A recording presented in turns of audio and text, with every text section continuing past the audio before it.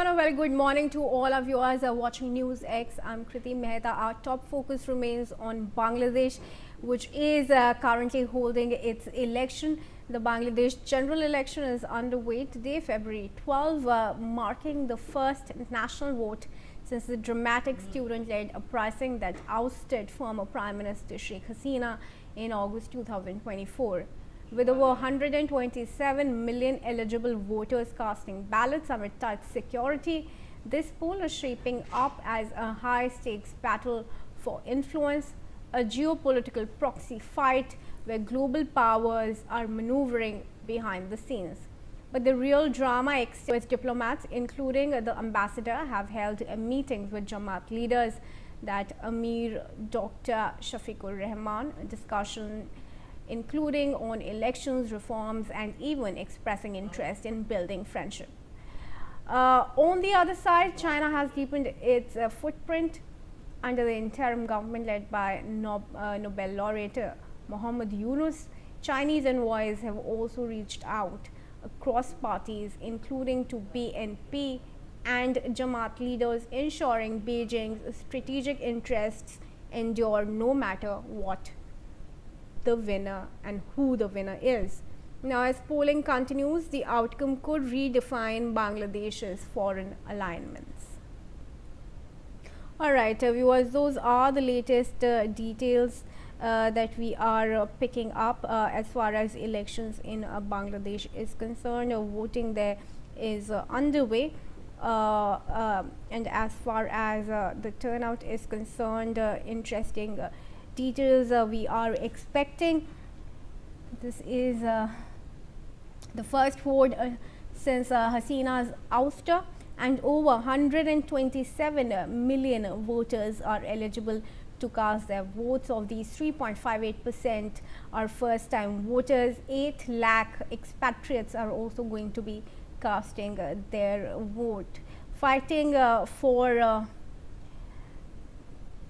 Bangladesh elections are of course BNP and the Jamaat-led 11-party coalition. There is also the student-founded NCP. The US has been actively engaging with Jamaat-e-Islami, and US diplomats, including the ambassador, have also held meetings with Jamaat leaders. Joining me now in this discussion is retired Major General Sudhakarji. He is a senior geopolitical and strategic defense expert. Joins us in this conversation. Sudhakarji, thanks very much for joining us. A very good morning to you. It's good to see you here. Bangladesh is, of course, holding its election, first one after Hasina's ouster, and 17-18 years later that people in the country are going to vote. But amidst this, how are you viewing the close proximity between Jamaat and the US? Good morning, Kriti. Thank you for inviting me for your show. My take on the whole issue is that we need to be mindful and cognizant of the fact that there is an intersection of 3 distinct competing spheres of influence. One is the Islamic fundamentalism, which is driven by the Muslim Brotherhood, sitting in some kind of camouflage or deflated position far away. Number 2 is USA. Number 3 is China. Now, USA is woken up pretty late in a very incoherent, inconsistent effort trying to push back China's domination and penetration into Bangladesh. And Jamaati, which was lying in hibernation since 1971, they have been given a complete reprieve. They have total freedom, but their domination actually is around 29% as far as this election is concerned. And at places you will find it is given in the open source as 8%, whereas the BNP is got a dominance of almost about 33%. And going by all the indications of the election environment in Bangladesh, to me, my assessment is threefold. One, come what may, regardless of affiliation and alliances, the people's mandate is ultimately going to speak their choice. The choice at the moment is indicative of BNP coming to power sooner or later, but whether it will be able to stay or sustain itself is time is going to tell. Now the issue regarding the alliances. Your pointed question is with regard to USA with talking to Jamaat and Yunus towards the camp of China. Well, Yunus is also a stooge which has been sent by America to Bangladesh. So Yunus is playing a double game here, trying to reap the maximum benefit from USA as also all the money from China as much as possible, because China has already invested close to $38 billion way back in 2015, out of which 20 billion have been committed on the ground in form of dams. You have the bridges across the Padma, railway line, national highway, hydel power stations, you have thermal power stations, you have the security dockyards for the Navy, that is the submarine dockyards in Pekua and Kutubdia, and a host of other things. The Navy is being transformed into a three-dimensional force, which is very rarely seen in our least developed country going into the developing status. And the stock exchange has been taken over by the state-owned, Chinese state-owned consortium of bankers. You know, those kind of things. Wherever you see, you find China's footprints in a very, very magnified manner. It's quite visible in the way of life of Bangladesh. That is not getting digested. What is worrisome is why America is siding with the Jamaati is that of late you would have realized there is a gradual legitimization of non-state actors all over, starting from Syria to Afghanistan, the Pakistan, least said the better, and what is happening in Iran. Those talks or no talks, gradually they are pushing themselves to a stage of giving some kind of identity or accepting the non-state actors which are the proxies of Iran sooner or later. So basically what I'm trying to say is that Qatar and Turkey, they're playing a very vital role to bring in Muslim Brotherhood and extend the caliphate of the Islamic rule in Bangladesh. Jamaati is one of them, because Jamaati is nothing but Pakistan.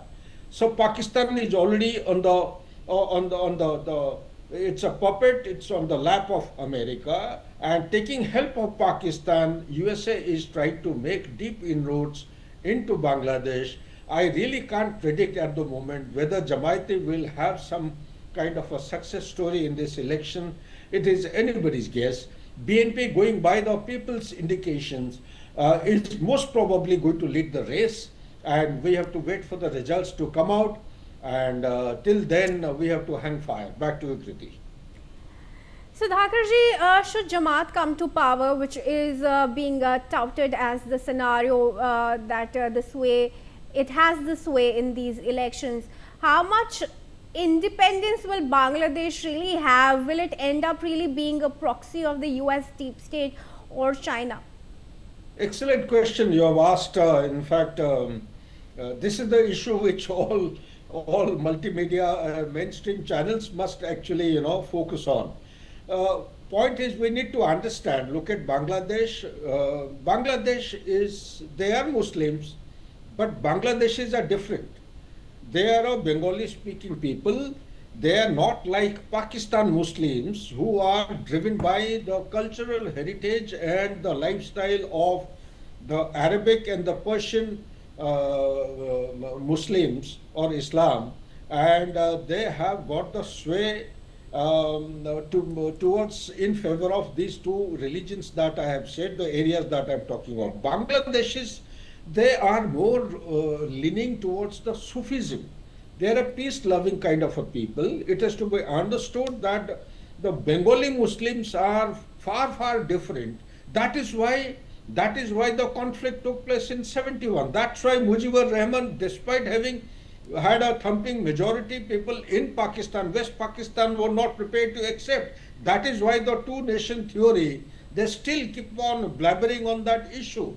So the two-nation theory having turned into a myth, having been busted, Now the fact remains that the Bangladeshis are unlikely to accept the Islamic fundamental rule or the radicalized rule, meaning the Sharia law is not going to be accepted by them. People are definitely going to turn down or reject this particular effort being made by Jamaatis. That is, the Pakistanis trying to make deep inroads. It is going to lead to a very intense, gradual inertia will develop into a very intense kind of a friction. For all you know, if it is not checked adequately by meaningful and substantive forces, which I suppose America should play an effective role, it may lead to some kind of a flashpoint, very terrible flashpoint in the backyard of India. This has to be looked at from the perspective that today, when we are discussing through your channel, you have Lashkar-e-Taiba, large number of people came on 30th of January on a special flight. You have Jaish-e-Mohammed present there, you have the Women's Battalion, you have the Rohingya Brotherhood Alliances present, you have Hamas present there, Hezbollahs have already come in, ISIS is there, who's not there? Al-Qaeda. This has become the new epicenter of terrorist hub. So therefore it is going to turn into a kind of a big challenge, whether it is India as far as our neighborhood is concerned, or the regional stability, or the global stability. This may turn out to be a big central point, if not checked by meaningful forces, may become a very, very potential, volatile and hostile force to be dealt with by the world body in times ahead. Back to you, Kriti. Thanks very much, Sudhakar ji, for joining us.